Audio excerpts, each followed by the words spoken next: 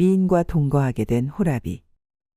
옛날 부인을 잃고 아들 둘과 함께 사는 김생이라는 호랍이가 있었습니다.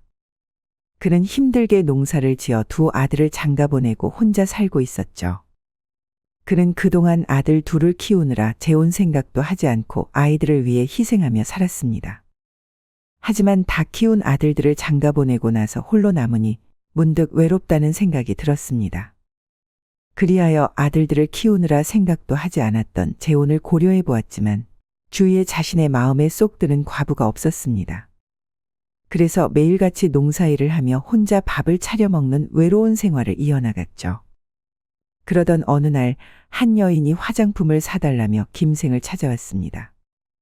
그녀는 장사보다 기생일에 더 어울리는 엄청난 미모를 갖고 있었기에 김생은 그녀에게 어찌하여 화장품을 팔러 다니느냐고 물었죠.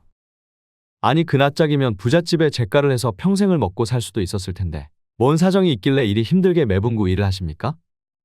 그 말에 여인은 말했습니다. 아이고, 그리 좋게 봐주시니 감사할 따름이네요. 물론 영감님 말씀대로 저 좋다는 남정네가 여럿 있었죠.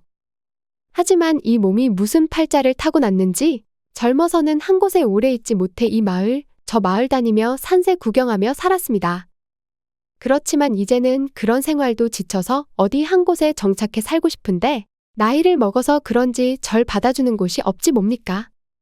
맘 같아서는 어디 혼자 사는 호라비한테 재취해서 살고 싶네요. 믿기지 않는 말에 김생은 말했습니다. 이리 보니 당신이나 나랑 비슷한 처지군요.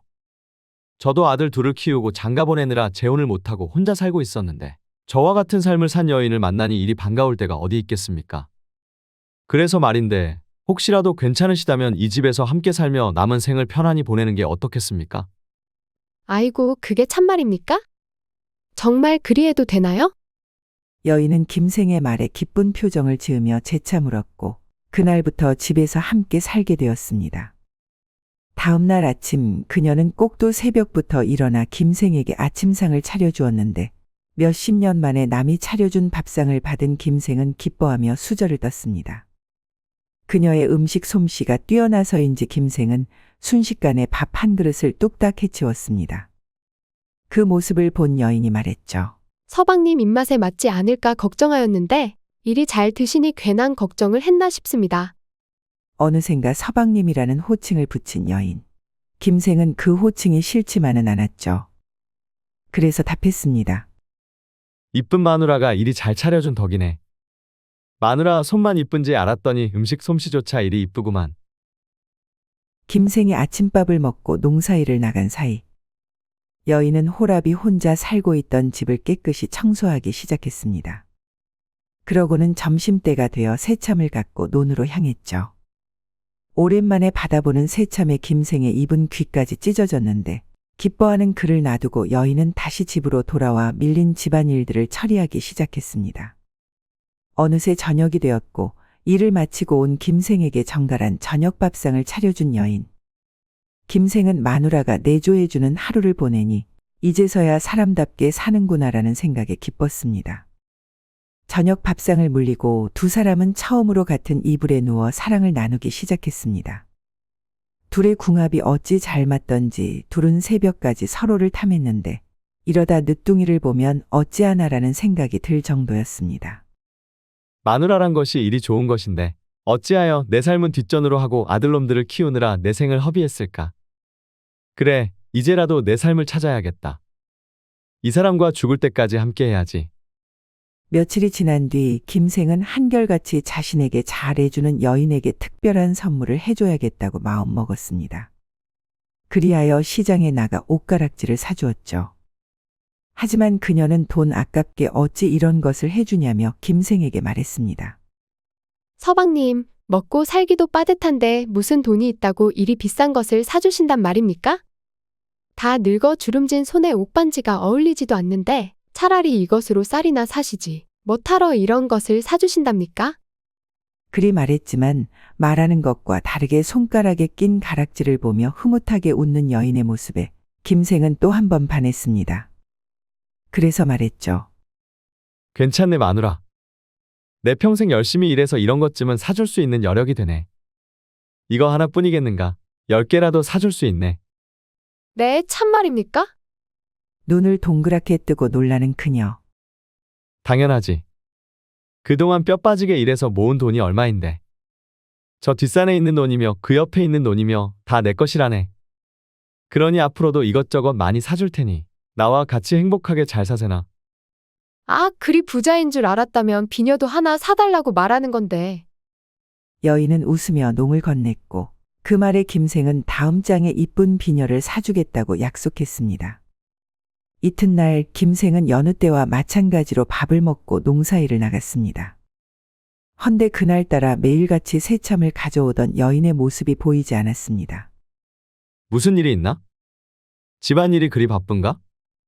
김생은 대수롭지 않게 생각하곤 이웃 농부의 새참을 같이 먹었습니다. 그리고 농사일을 끝내고 집으로 돌아갔죠. 한데 언제나처럼 저녁상을 차려놓고 자신을 반갑게 맞이해주던 부인의 모습이 보이지 않았습니다. 김생은 뭔가 이상하다 생각했죠. 그리하여 방문을 열고 안으로 들어갔는데 방 안에는 도둑이라도 들었는지 어지럽게 놓여진 옷가지들과 서랍이 열려있는 장이 보였습니다. 아니 이게 어찌 된 거지? 설마 그 사이에 도둑이라도 들었나? 김생은 그제서야 일이 단단히 잘못됐다는 것을 알았습니다. 그리하여 장에 숨겨놓은 집문서와 땅문서를 찾아보았죠. 하지만 역시나 그것들은 온데간데 없었습니다. 아이고, 내가 사람을 잘못 들였구나. 그제서야 김생은 그녀가 자신의 집문서와 땅문서, 숨겨놓은 폐물을 가지고 도망갔다는 것을 알았습니다. 하지만 땅을 치고 후회한들 무슨 소용이 있겠습니까? 그는 없어진 재산보다 자신이 사랑했던 여인에게 배신당한 상처가 더욱 아팠습니다. 그리하여 당장 대들보의 목을 메어 목숨을 끊으려고 했죠. 하지만 아들놈들의 생각에 쉽사리 실행에 옮기지 못했고 대신 죽더라도 그녀는 죽이고 죽는다며 이를 바득바득 갈았습니다. 그리하여 김생은 장독대 아래에 숨겨놓은 비상금을 꺼내 그녀를 찾으러 떠났습니다. 이 사람 저 사람에게 물어가며 전국을 떠돌아다닌 지 몇 달이 지나고 그는 어느 마을 주막에서 녹초가 된 심신을 국밥으로 달래고 있었죠. 그때 김생의 귀에 청년들이 하는 얘기가 들려왔고 자세히 귀를 기울여 보니 도망간 여인에 대한 얘기를 하고 있다는 것을 알았습니다. 저기 최진사댁 어르신이 새 장가를 들었는데 그게 엄청난 절세 미인이라고 하더라고. 그래? 어찌하여 그 여인을 알게 됐는데? 그 여자가 예전 화장품을 팔러 다니면서 이 마을 저 마을 옮겨 다녔나 봐. 근데 마침 최진사 어르신네 들렀다가 둘이 눈이 맞아 살림을 차린 거지 뭐야. 그 말을 들은 김생은 국밥이 입으로 넘어가는지 코로 넘어가는지도 모를 정도로 허겁지겁 삼키고는 주모에게 최진사 댁이 어디냐 물어보았습니다. 그의 물음에 주모는 친절하게 집을 가르쳐 주었고 김생은 그 길로 낫 하나를 사들고는 최진사 댁으로 향했습니다. 도착해서 본 최진사네 집은 엄청나게 큰 기와집이었습니다. 하지만 김생은 주눅들지 않고 대문을 발로 차며 마님에게 볼 일이 있다고 소리쳤습니다. 그러자 노비가 나와 화를 내며 말했습니다. 아니, 미친놈이 우리 어르신 댁 대문을 발로 차느냐? 여기가 최진사 어르신 댁인 걸 모르느냐? 한 번만 더 그리 찾다가는 발모가지를 분질러 버리겠다. 최진사건 개진사건 내 놈이 자신 있다면 어디 그리 한번 해보거라.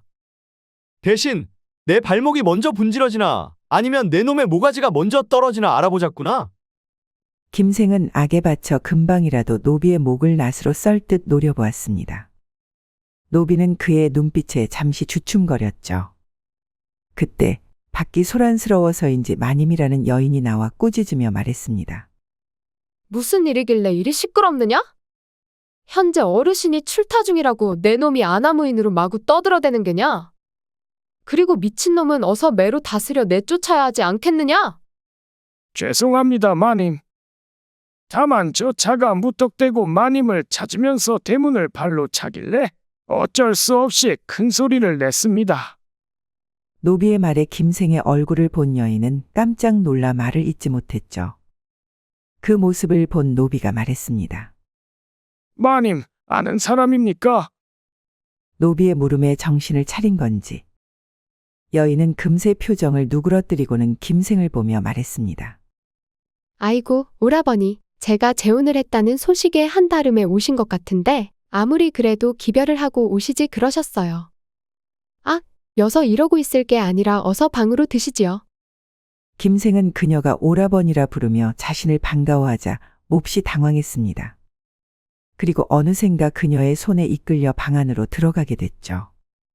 하지만 여기서 그녀의 기에 눌릴 수 없다 생각한 그는 손에 들려있던 낫을 다과상에 내리찍으며 무서운 표정으로 말했습니다.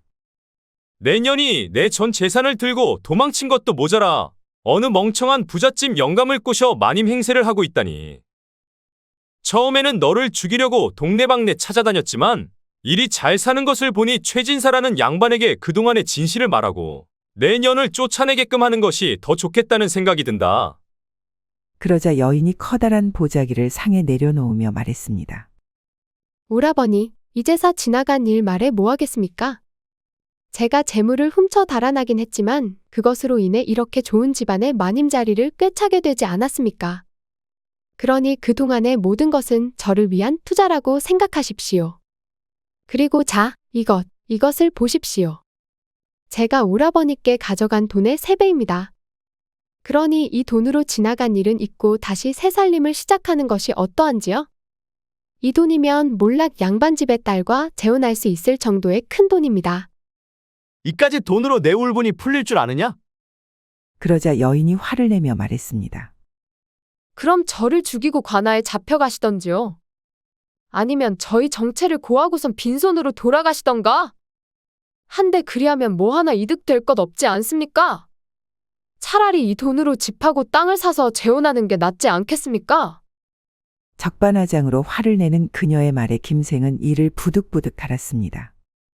눈앞에 있는 여인을 죽이지 못해 이가 다 달아 없어질 지경이었죠. 그렇지만 가만 생각해보면 그녀의 말도 일리가 있는 법. 김생은 고민하고 또 고민했습니다. 그리고는 결국 보따리를 가지고 뒤도 돌아보지 않고 집을 빠져나왔습니다. 김생이 나가는 뒷모습을 본 여인은 오라버니, 그동안 기별을 못해 죄송했습니다.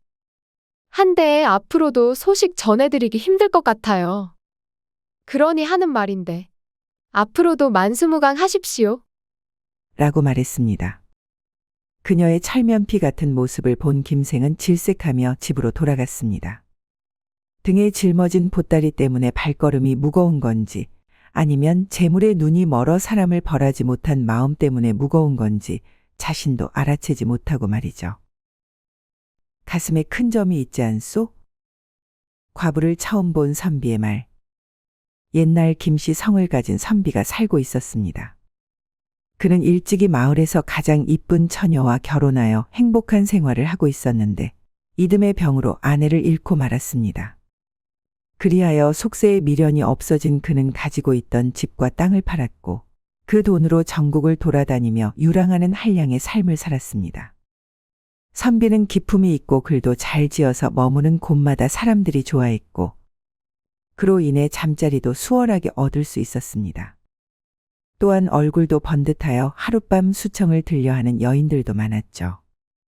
그때마다 선비는 먼저 떠나보낸 아내가 생각나 그 모든 유혹을 뿌리쳤습니다. 혹시라도 아내가 하늘나라에서 보고 있을지도 모른다는 생각에 다른 여인을 옆에 두지 못하겠다. 그냥 이렇게 여인을 멀리하고 혼자 살다가 나중에 저승에서 아내를 만나 회포나 풀어야지. 그날도 바람 따라 구름 따라 길을 걷다가 어느 마을에 도착한 선비는 지친 몸을 달래려 느티나무 그늘에 앉았습니다. 그리고 술 한 병을 마시고 난 뒤 자신도 모르게 잠이 들었죠. 선비는 꿈을 꾸었습니다.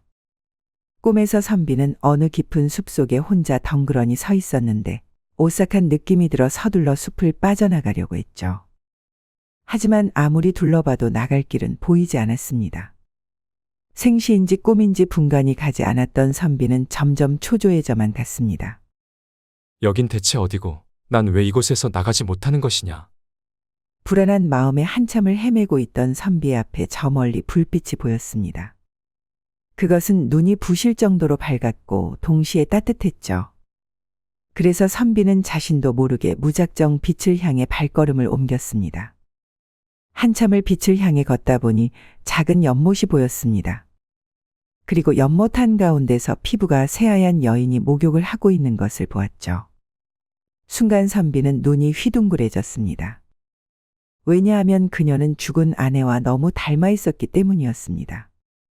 다만 가슴 가운데 박힌 큰 점만이 아내와 달랐고 그렇기에 달려가 품에 안으려는 충동을 가까스로 억누를 수 있었죠.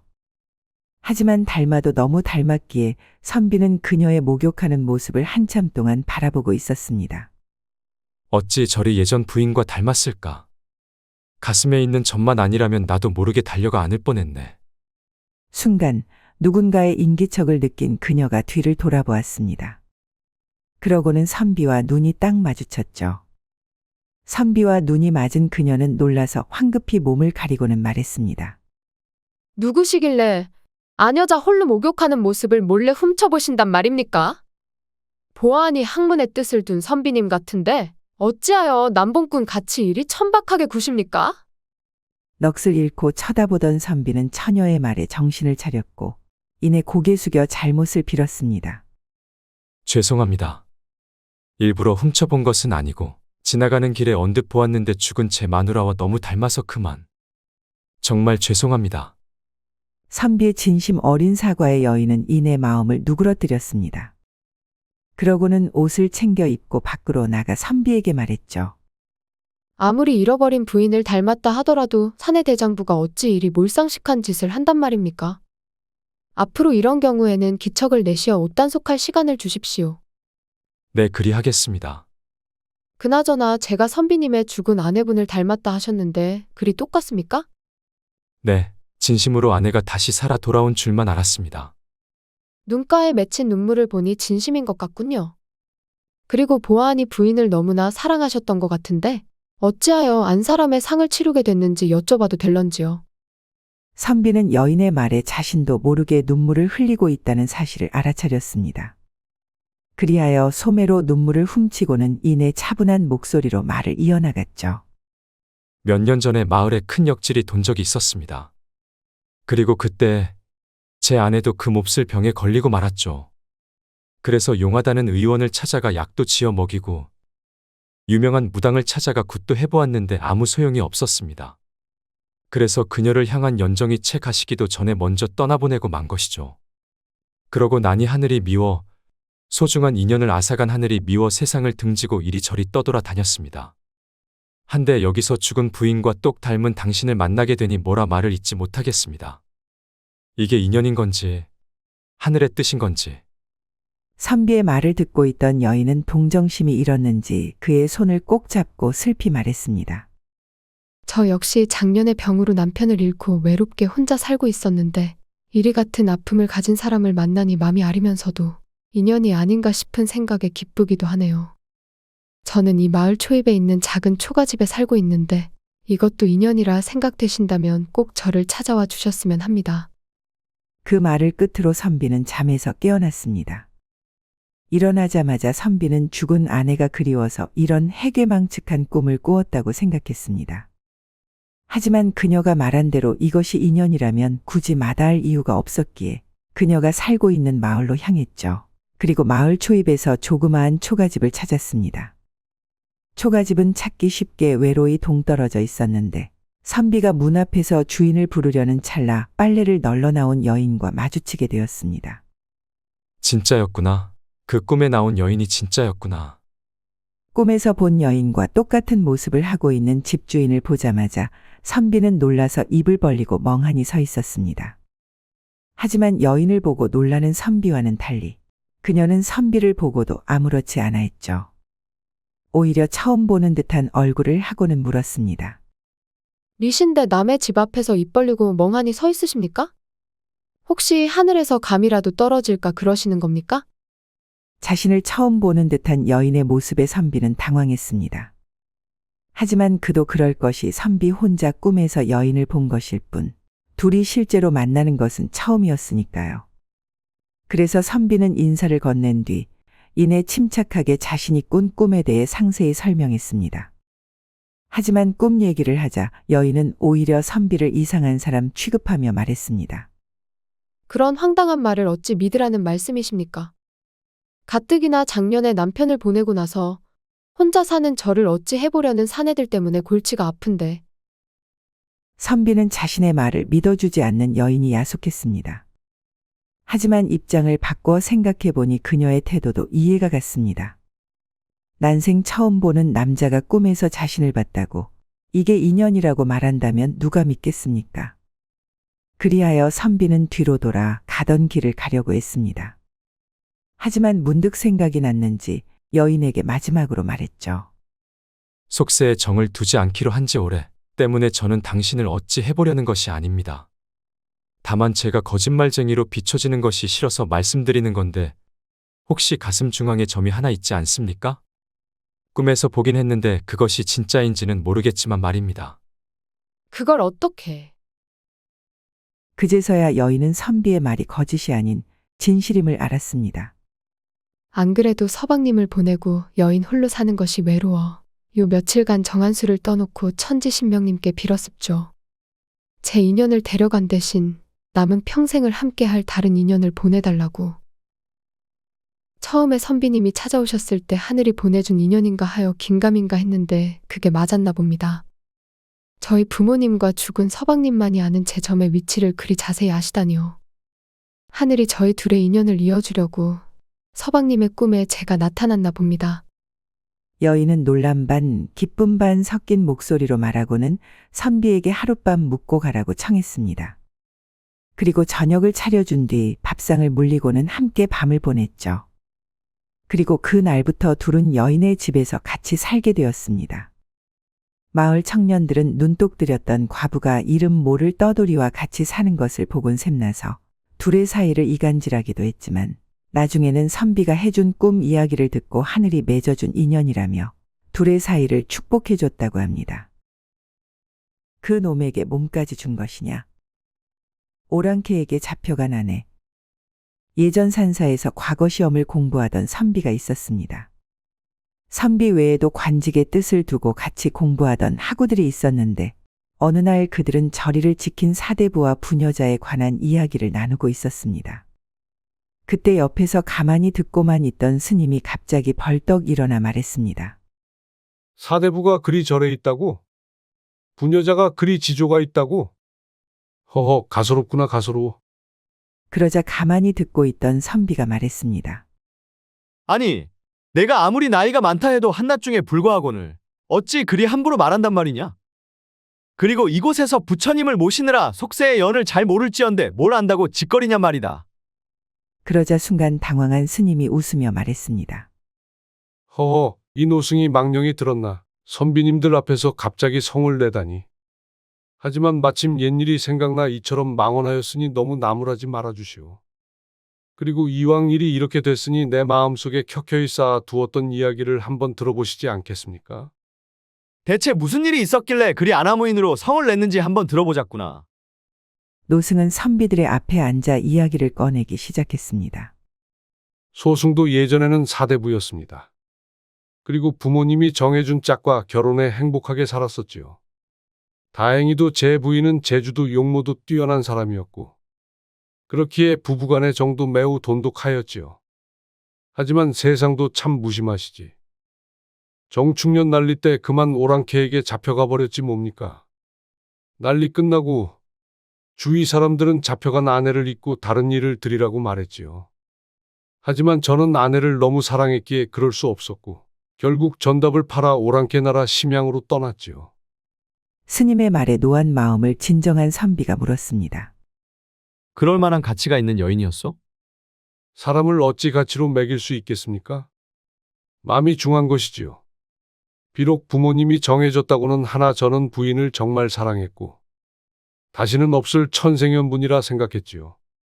그렇기에 심양으로 떠난 것이었고 그곳에서 마을이란 마을은 다 다니며 부인의 생사를 묻고 다녔습니다. 그리고 몇 달을 수소문한 끝에 겨우 조선에서 데려온 여인과 같이 살고 있다는 오랑캐의 소문을 들었죠. 그래서 바로 그 집으로 찾아갔습니다. 한데 가는 도중에 부인과 같이 끌려갔던 여종을 만났지 뭡니까. 그녀는 오랑캐의 심부름으로 시장에 다녀오는 길이었는데 저를 보더니 기뻐하면서 눈물을 금치 못하는 것이 아니겠습니까? 어르신, 정말 어르신이 맞습니까? 이게 꿈인지 생시인지 어찌하여 이 먼 곳까지 오셨단 말입니까? 내 너를 보니 제대로 찾아왔다는 생각이 드는구나. 다행이다, 다행이야. 한데, 내 마님, 내 부인은 지금 어디 있느냐? 무사하기는 한 거냐? 저 뒤에 있는 집에 계십니다. 집주인 오랑캐 놈은 사냥을 나갔고요. 그러나 나리와의 예정은 버리고서는 오랑캐와 정이 들어버렸으니 만나보셔도 좋을 것이 없을 것입니다. 어찌 그런 말을 하느냐? 사대부 집안의 부인이 그리 쉽게 저리를 저버릴 수는 없다. 내 이 두 눈으로 직접 확인해야겠으니 집까지 안내하거라. 이제서 하는 얘기지만 그 말을 듣고 저는 멈춰야만 했었습니다. 모든 것을 잊고 그냥 돌아와야 했었습니다. 하지만 사랑하는 부인의 모습을 보고 싶어서 여종의 만류에도 불구하고 집으로 돌아가 문을 열었죠. 그리고 꿈에 그리던 그녀를 다시 볼 수 있었습니다.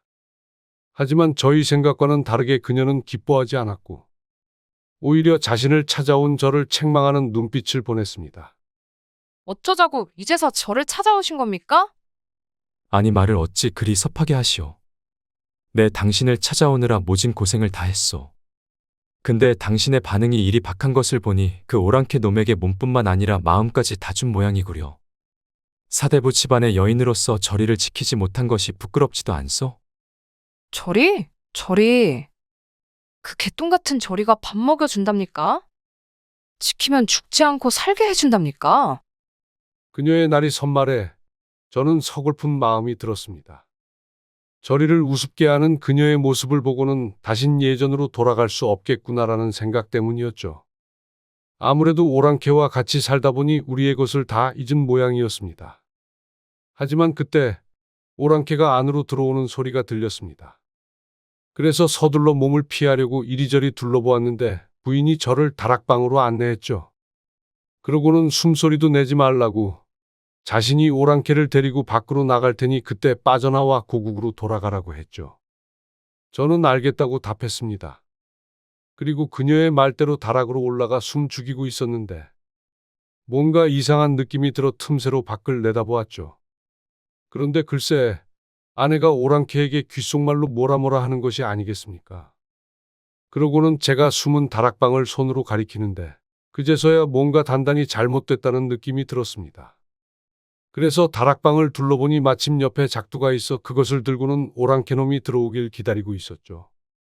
역시나 그녀가 저를 팔아넘긴 게 맞았는지 오랑캐는 칼을 들고는 다락으로 조용히 올라오고 있었고 그때를 놓치지 않고 재빨리 문을 열어 들고 있던 작두로 놈의 목을 그어버렸습니다. 그리하여 간신히 목숨은 건졌구나. 이제 고국으로 돌아가면 되겠구나 했는데 갑자기 부인이 죽은 오랑캐의 칼을 들고는 저에게 소리치는 것이 아니겠습니까? 잡혀갔으면 잡혀간 곳에서야 안녕을 빌어주면 되지. 왜 잘 살고 있는 저를 굳이 찾아와 제 서방님을 죽인단 말입니까? 서방님이라니요. 자신을 찾아 먼 곳에서 온 서방님이 앞에 있는데 다른 남자를, 그것도 오랑캐를 서방님이라 부르다니요. 어찌됐든 그녀는 그 말을 마치고는 저에게 칼을 휘둘렀습니다.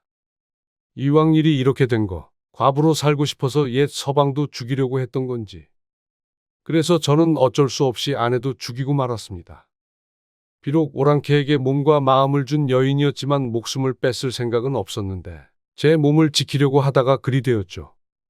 부인을 자신의 손으로 죽였다는 죄책감 때문이었는지 한참 동안 말을 하지 않고 먼 산만 바라보던 노승에게 선비가 말했습니다.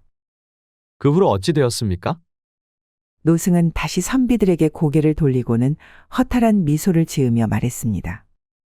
그 뒤로 여종과 함께 빠져나와 고국으로 돌아왔습니다.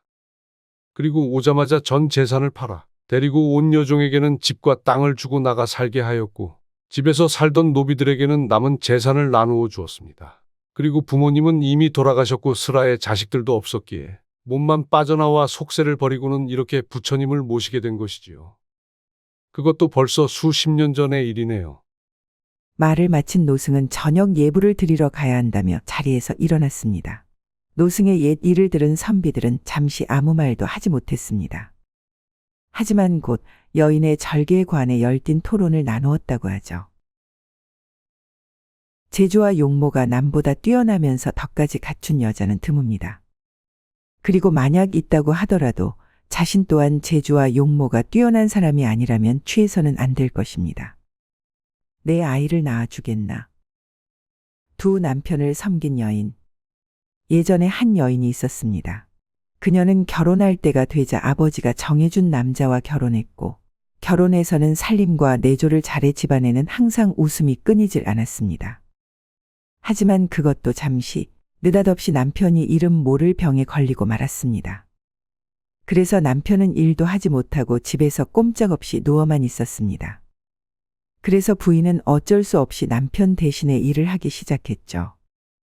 낮에는 부잣집에서 식모로 일하고 밤에는 남의 옷을 바느질해서 품삯을 벌었습니다. 하지만 남편의 약값이 너무나도 비쌌기에 그녀의 노력에도 불구하고 가세는 점점 기울기 시작했고 급기야 집을 팔고 거리로 나앉게 되었습니다.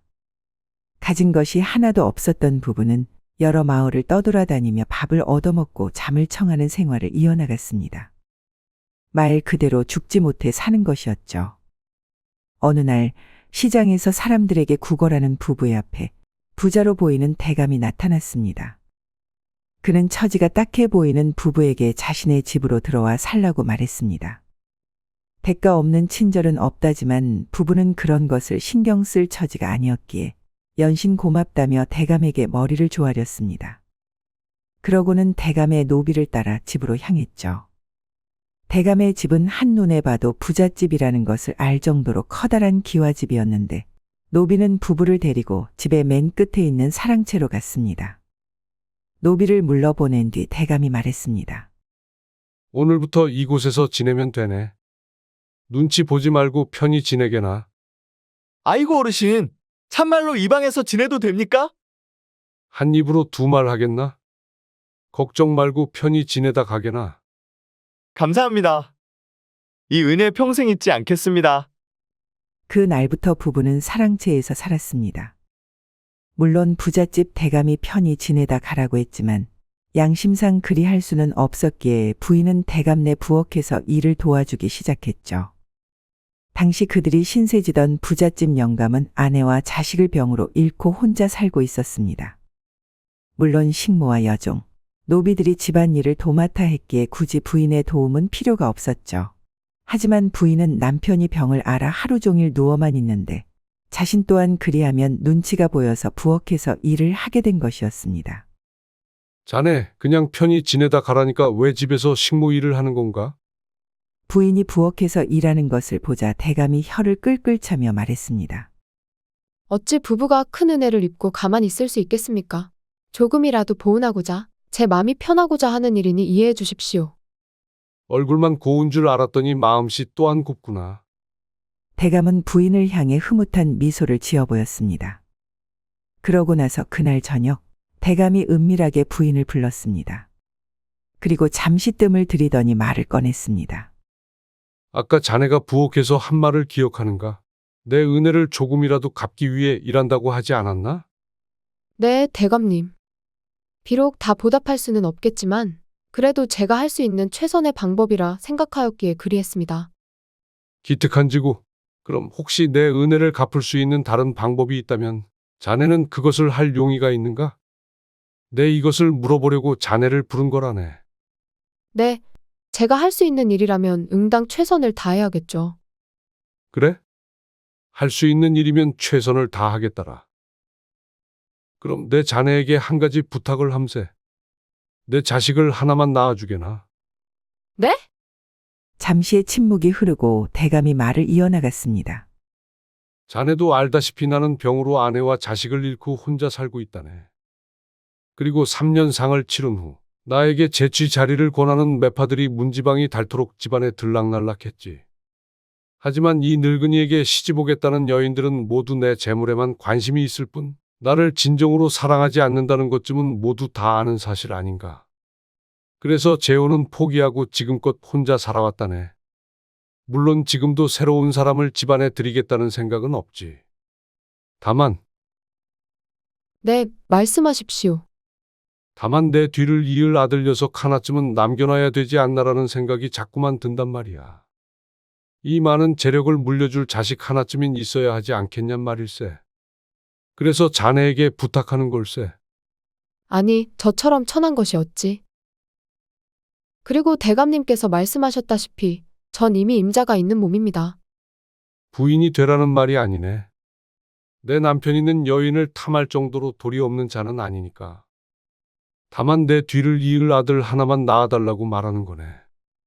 부인은 느닷없이 자신의 아이를 낳아달라는 대감의 제안에 어떠한 말도 하지 못했습니다. 그러자 대감이 이어서 말을 꺼냈죠. 그럼 이리 하는 게 어떻겠나? 만약 자네가 내 자식을 낳아준다면 내 당신 남편에게 마을에서 제일 가는 의원을 붙여줘 병이 낫도록 최선을 다하겠네. 그리고 병이 나아도 그를 내쫓지 않고 형제같이 지내면서 함께 할 것이네. 내 약조하겠네. 여인은 대감의 제안을 거절하려고 했습니다. 하지만 가만 생각해 보니 거절했다가는 집에서 쫓겨날 수도 있겠다는 생각이 들어 남편과 상의한 다음 답해주겠다고 했죠. 그러고는 사랑방으로 가서 남편에게 이 사실을 말했습니다. 그는 부인의 말을 듣고 화가 나서 어쩔 줄 몰라 했습니다. 아니 저 미친 영감탱이가 노망이 들었나? 어찌 임자 있는 부녀자에게 이런 개떡 같은 제안을 한단 말이오? 어쩐지 처음 보는 우리를 먹여주고 재워준다 했을 때 알아챘어야 하는 건데. 한데 부인은 그러면 그 제안을 수락한 거요? 설마 그리하진 않았겠지요? 아니요, 서방님. 저 역시 그 말을 듣고 뭐라 답할지 몰라 서방님과 상의하고 말씀드리겠다고 했습니다. 아니 상의하고 할 게 뭐가 있어? 당장 거절하고 나왔어야지. 이러고 있을 때가 아니오? 어서 이 집에서 나갑시다. 남편은 지팡이를 짚고 자리에서 일어나려고 했습니다. 하지만 연약한 다리가 몸을 지탱하기 힘들어했기에 곧 자리에 주저앉고 말았죠. 그런 남편의 모습을 본 부인이 말했습니다. 서방님, 거절하기에는 우리 처지가 너무 불쌍하지 않습니까? 만약 거절해서 쫓겨나기라도 한다면 예전처럼 이 마을, 저 마을 다니면서 동냥하고 다니던 그 시절로 돌아가야 합니다. 그리고 서방님은 몸도 성치 않잖습니까? 그나마 이곳에서 편히 쉬면서 조금이나마 걸을 수 있게 되었는데 다시 밖으로 쫓겨나면 어찌합니까? 그리고 곧 겨울이 다가오는데 만약 쫓겨나 다시 거리로 나앉게 된다면 필히 봄을 보지 못할 것입니다. 남편은 부인의 말에 입술을 꽉 깨물었습니다. 분하지만 그녀의 말도 일리가 있었기 때문이었죠. 그래서 한참을 생각하고 고민하던 남편은 부인에게 힘들게 입을 열었습니다. 그리하시오. 남편의 힘겨워하는 목소리에 부인은 눈물을 흘렸습니다. 그리고 순간 같이 도망갈까 하는 생각도 해보았죠. 하지만 다른 한편으로 남편의 병을 낫게 하려면 자신을 희생하는 수밖에 없다고 생각했습니다. 그래서 부인은 남편에게 다녀오겠다는 말을 남기고는 대감에게 갔죠. 그래. 이제야 결심이 섰는가?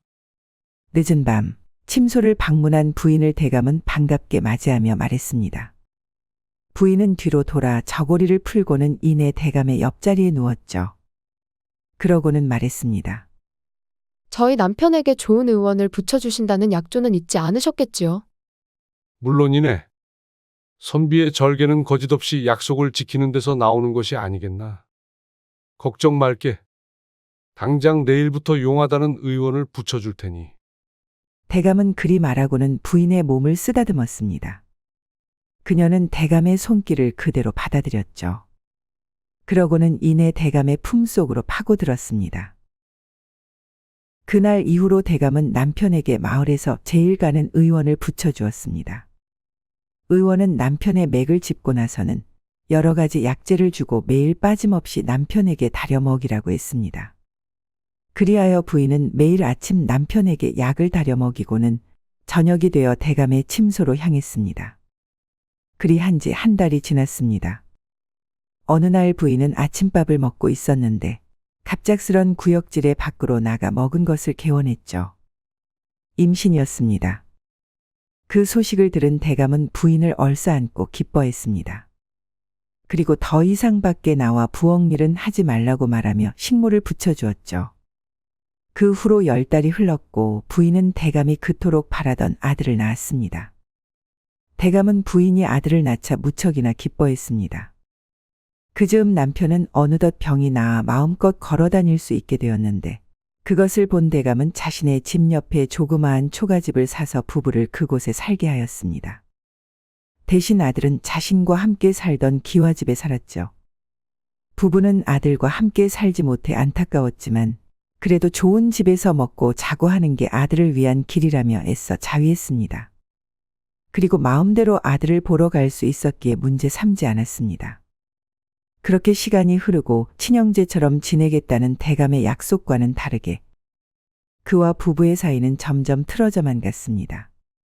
대감의 관심과 사랑은 온통 아들에게만 쏠려 있었고 형제같이 지내자던 부부를 점점 무시하고 하인처럼 대하기 시작했습니다.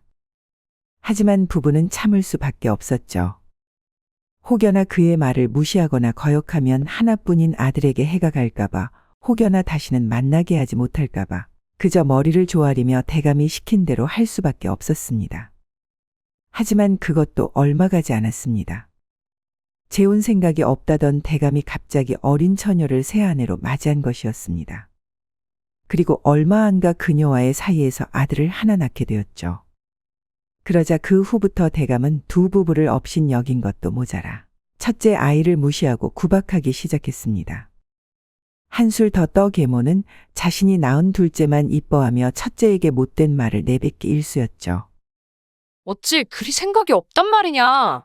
내가 그리 행동하지 말라고 몇 번이나 일렀을 텐데 그새 잊어먹었단 말이냐. 옛말이 틀린 거 하나 없구나. 같은 시라고 해도 밭이 다르니 원. 하루는 대감이 불러 기와집으로 향하던 부부는 계모에게 구박당하는 아들의 모습을 보게 되었습니다. 그리고 그 사실을 지켜볼 수밖에 없었던 자신들의 처지를 책망했죠. 그날 저녁 부부는 큰 결심을 했습니다. 집을 떠나기로 한 것이죠. 제가 무시당하는 것은 참을 수 있습니다. 하지만 제 아들이 배다른 자식이라며 새어미에게 구박당하는 것은 차마 눈뜨고 볼 수 없습니다. 나 역시 마찬가지요. 비록 친아들은 아니지만 그 어린 것이, 아무것도 모르는 그 어린 것이 벌벌 떨면서 우는 모습을 보니 너무 가슴이 아프구려. 마누라, 더 이상 이리 살 수는 없소. 우리 밤에 짐을 싸서 떠납시다. 내 몸도 다 나았으니 열심히 일하면 굶어 죽지는 않을 것이오. 어떻게든 입에 풀칠이라도 하지 않겠소. 그리하여 칠흑같이 어두운 밤 부부는 아들과 함께 초가집을 나왔습니다. 대감이 마련해준 집안 살림은 그대로 놔두고 몸에 걸친 옷까지만 갖고 나왔죠. 그리고 밤새 길을 걸었는데 새벽 달기 울쯤 산기슭에 있는 조그마한 마을을 발견했습니다. 그리고 그곳에 정착하기로 했죠.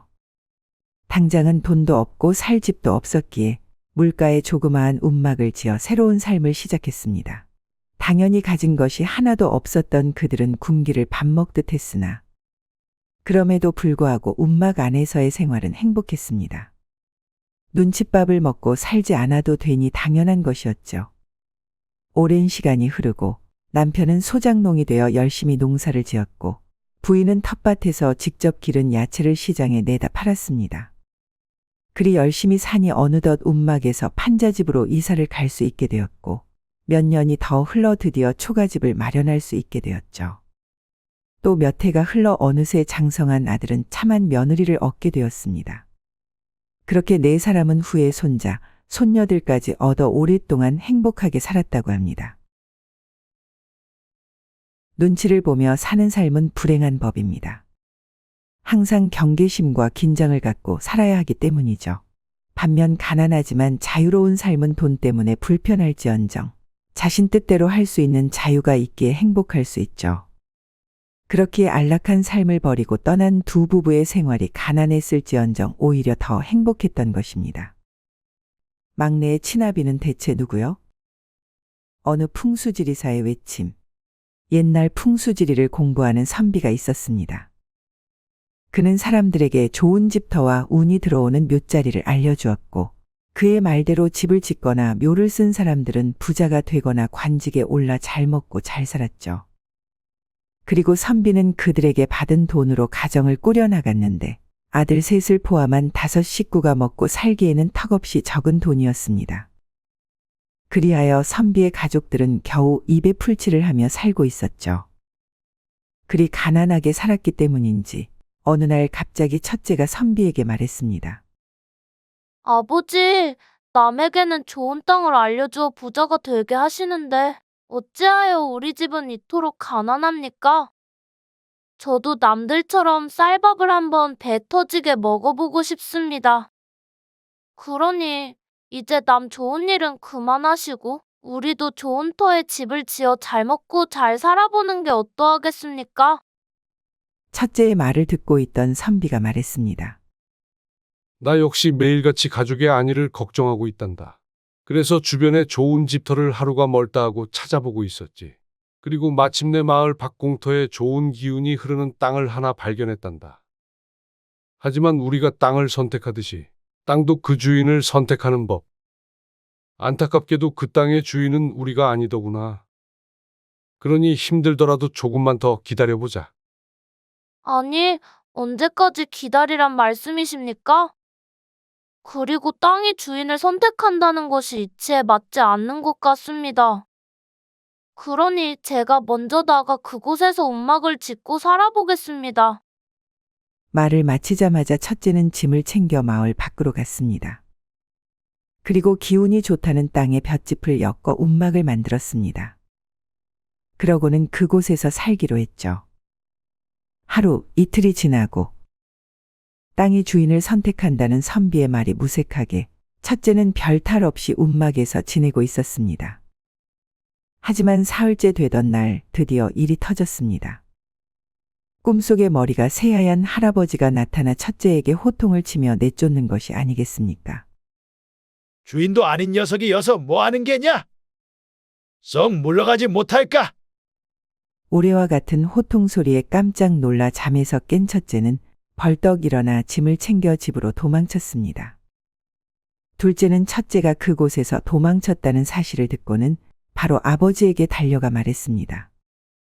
아버지, 형님은 아무래도 그 땅의 주인이 아닌 듯합니다. 대신 제가 그 땅의 주인일 수도 있으니 그곳에서 한번 살아보도록 하겠습니다. 둘째 아들도 그 말을 남기고는 움막으로 떠났습니다. 하지만 둘째도 그 땅의 주인이 아니었던 건지 열흘이 못 되어 꿈속에 나타난 할아버지에게 혼나고는 쫓기듯이 도망쳐 나왔죠. 마지막으로 두 형들이 버티지 못하고 도망쳐 온 것을 본 막내 아들이 말했습니다. 비록 제 나이가 어리기는 하나 저는 두 형님들과는 다르게 담력 하나만은 자신 있습니다. 아무리 산신령처럼 보이는 할아버지가 나타난다고 해도 꼭 버티고 살아 집안의 보탬이 되겠습니다. 그러니 그곳에서 사는 것을 허락해 주십시오. 두 형들도 못한 것을 내가 하겠다는 것이냐? 알겠다. 내가 그리 말하니 그곳으로 가서 사는 것을 허락하마. 대신 위험하면 바로 집으로 도망쳐와야 한다. 꼭 명심하고 명심해라. 막내는 아버지의 허락을 받고 움막으로 향했습니다.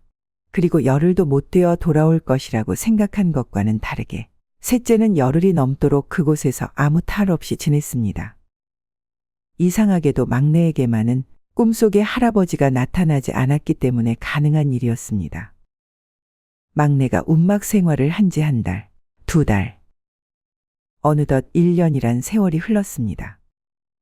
그리고 신기하게도 막내가 좋은 터의 자리를 잡아서인지 그곳에서 살기 시작하면서부터 집안일이 잘 풀리기 시작했습니다.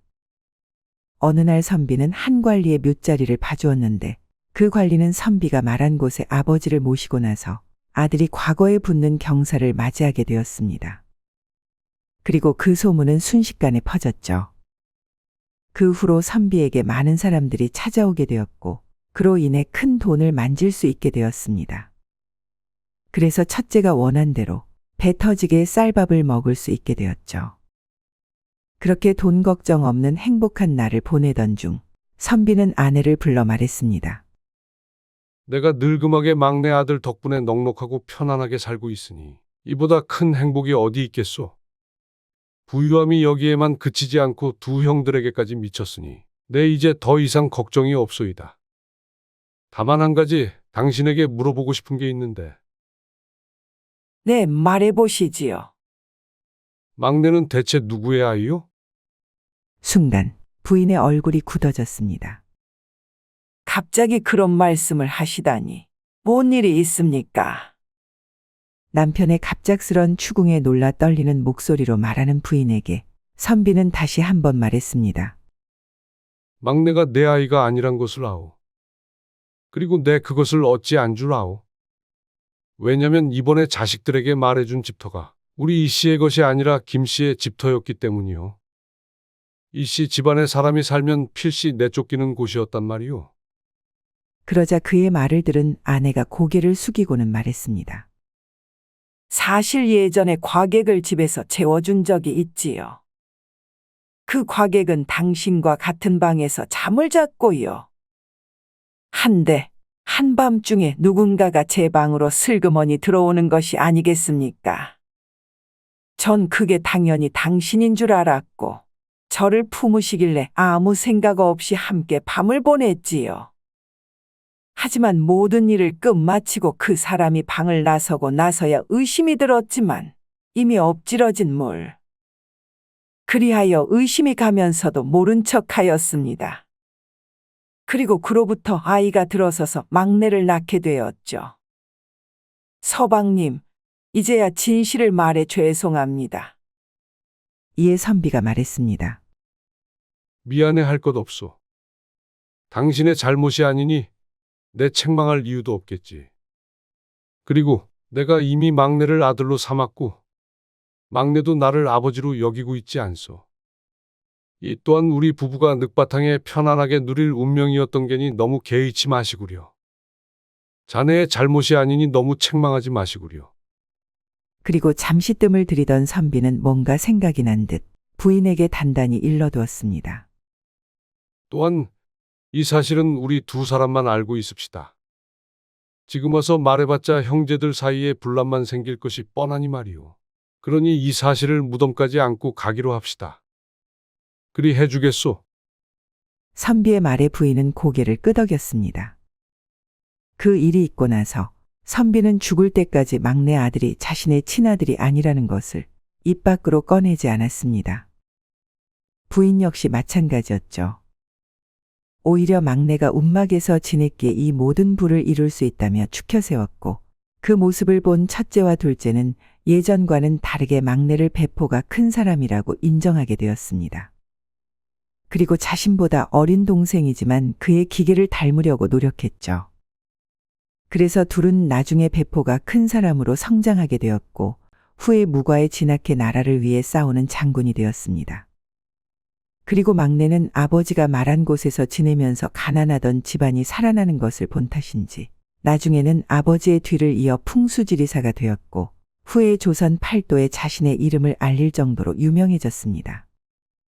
이 모든 것이 집안의 터를 잘 잡아 이룬 것일 수도 있지만 아내의 흠을 덮어주고 자신의 자식이 아님에도 품어준 선비의 넓은 마음 때문에 비롯된 것이 아닐까 싶네요. 너는 어찌 울면서 춤을 추느냐? 상중에 춤추는 아내. 예전 조선의 21대 왕이었던 영조는 백성을 사랑하는 어진 임금이었습니다. 그래서 매일 밤 백성들의 안위를 살피고자 떠돌이 선비로 변장해 이 마을 저 마을을 다니며 몰래 백성들의 집을 둘러보곤 했죠. 그러던 어느 날 밤 영조가 한 마을에 시찰을 갔을 때였습니다. 그는 큰 길을 따라 걸으며 마을 사람들의 동태를 살피고 있었는데 한 집에서 구슬픈 노래소리와 곡소리가 들려오는 것이 아니겠습니까? 오밤중에 곡소리와 슬픈 노래소리라니 분명 무슨 까닭이 있겠구나. 처음에는 상갓집인 줄 알고 곡소리가 들려오는 곳으로 향했습니다. 하지만 마당에는 음식은커녕 조문객 한 사람도 보이지 않았습니다. 그리하여 집안 사정이 궁금해진 영조는 안방 문을 살짝 열고 틈새로 방을 엿보았죠. 방 안에는 한 남자가 있었는데 그는 상복을 입고 있었고 눈물을 흘리면서 상을 두드리며 가락에 맞춰 노래를 부르고 있었습니다. 상복을 입고 눈물을 흘리며 신나는 노래를 부르고 있다니. 필시 미친 자가 분명하다. 그리 생각하고 옆을 본 영조는 또 한 번 놀랐습니다. 옆에는 머리를 빡빡 깎은 여중이 밥상을 두드리는 박자에 맞춰 춤을 추고 있었기 때문이었죠. 그녀 역시 눈물을 펑펑 흘리면서 말입니다. 자신이 본 장면을 도저히 믿을 수 없었던 영조는 다시 방을 둘러보았습니다. 혹시나 멀쩡한 사람이 있는가 싶어서였죠. 그러고는 방 한가운데서 구슬피 눈물을 흘리는 노모를 발견했습니다. 하지만 그녀 역시 제정신이 아니었던 건지 눈물을 흘리면서 박수를 치고 있는 것이 아니겠습니까? 세상이 돌아도 완전 돌아버렸구나. 다 같이 앵속을 한 사발 들이킨 것이 아니라면 절대 이리 행동할 수는 없다. 아니, 그리 해서도 안 되고. 눈앞에 믿을 수 없는 광경을 보고만 있던 영조는 이내 정신을 차리고는 연신 헛기침을 해댔습니다. 그러자 울고 있던 남자가 기별을 눈치채고는 나그네로 변한 영조를 쳐다본 뒤 말했습니다. 지나가는 과객이신가 본데 오늘은 사정이 있어 재워드릴 수 없습니다. 그러니 너무 서운해하지 마시고 다른 집을 찾아보십시오. 보아하니 그럴 것 같아서. 하지만 그 사정이 뭐길래 이 한밤중에 울면서 노래 부르고 울면서 춤추고 울면서 박수를 친단 말이오? 대체 어떤 사정이길래 이리 해괴망측한 일들을 한단 말이오? 그러자 남자가 잠시 침묵한 뒤 말했습니다. 사실 저는 이 집의 장남이고 옆에서 춤추고 있던 여인은 제 아내입니다. 그리고 곡을 하고 계신 분은 저희 어머니고요. 사실 오늘은 어머니의 환갑날입니다. 본디 장수하신 어머니를 기뻐해야 할 자리임이 분명하지만 어젯밤에 그만 아버지가 돌아가셨지 뭡니까? 그러니 상주인 저는 문 밖에 나갈 수 없는 처지이고 없는 돈으로 아버지의 장을 치르려다 보니 어머니의 회갑상을 차릴 돈이 모자라 어쩔 줄 모르고 있었습니다. 그러자 이를 본 아내가 목숨보다 소중한 자기의 머리카락을 팔아 회갑상을 마련했지요. 기쁨과 슬픔이 같이 오니 마음껏 기뻐하지도 슬퍼하지도 못하고 보시다시피 이러지도 저러지도 못하니 이런 해괴망측한 장면을 보여드리게 됐군요. 남자의 사연을 들은 영조는 그들을 안타까워하면서도 한편론 대견해했습니다. 진심으로 늙은 어머니를 돌보려는 그들의 헌신에 감탄한 것이죠. 그리하여 자신의 신분을 드러내기로 마음먹었습니다. 자네가 보기에는 내가 그저 전국을 떠돌아다니는 나그네로 보일 테지만 사실 나는 조선의 왕이라네. 백성들의 안위를 걱정해 변장을 하고 마을을 돌아다니고 있던 중에 자네의 집을 발견한 게지. 방에 있던 이들은 깜짝 놀라 하던 것들을 멈추고는 영조를 향해 머리를 조아렸습니다. 아이고 전하, 이 누추한 곳에 어찌 이리 귀한 분이. 성은이 망극하옵니다. 조용히 하거라. 그리 크게 말하면 내 정체가 탄로나지 않겠느냐. 아이고 전하, 죽을 죄를 지었습니다. 아니, 그리 죽을 죄까지는 아니고 오히려 자네는 상을 받아야만 마땅하지. 내 오늘 이리도 효를 중시하는 너희들에게 무척이나 큰 감동을 받았다. 그리하여 궁으로 돌아가는 즉시 너희에게 상을 내릴 것이니 그것으로 아버지의 장례와 어머니의 환갑을 잘 치르도록 하거라. 그리고 아버지의 상이 끝나면 과거 시험을 보러 오너라. 내 너를 위해 다 준비해둘 터이니 너무 걱정하지 말고. 말을 마치고 영조는 집을 떠나 궁으로 돌아갔습니다. 다음 날 조정에서 한 관리가 와서 효자, 효부를 위한 상이라며 그들에게 금 100냥과 쌀 한 섬을 주고 갔습니다. 그리하여 가난한 부부는 그것으로 아버지의 장례와 어머니의 환갑을 치룰 수 있었죠. 그리고 시간이 흐른 뒤 어느덧 아버지의 3년상을 다 치룬 효자는 예전 영조대왕의 말에 따라 과거를 보러 한양으로 향했습니다. 그는 어릴 때부터 학문을 갈고 닦은 선비는 아니었지만 예전 영조대왕의 뜻에 따라 과거 시험을 보려고 한 것이죠. 물론 벼슬의 뜻도 없었고 장원급제는 꿈도 꾸지 않았습니다. 이윽고 출제자가 와서 과거 시험의 시제를 발표했습니다. 그것을 들은 장내의 사람들은 술렁거리기 시작했죠. 왜냐하면 시제는 상가승문호인곡, 즉 상주가 노래하고 스님이 춤추고 노인이 곡을 한다는 내용이었기 때문이었습니다. 아니, 정시 사회 문제도 아니고 이게 대체 무엇이란 말이냐? 아이고, 이번에 장원급제하면 복순이와 결혼하기로 했는데 올해도 글렀구만. 이리 가면 결혼도 못하고 늙어 죽어 총각 귀신이 되어버리겠네. 그도 그럴 것이 당시의 과거 시험의 시제는 지금 당장 시급한 나란 일은 무엇인가? 육부의 관리를 어떻게 개혁해야 하는가? 같은 나란 일에 대한 문제가 나왔었는데 뜬금없이 한 문장의 시조만 나왔기 때문이었죠. 그리하여 다른 선비들은 답을 제대로 적어내지 못했습니다. 하지만 효자만은 달랐죠. 그는 예전에 자신이 겪은 일을 천천히 써내려갔습니다.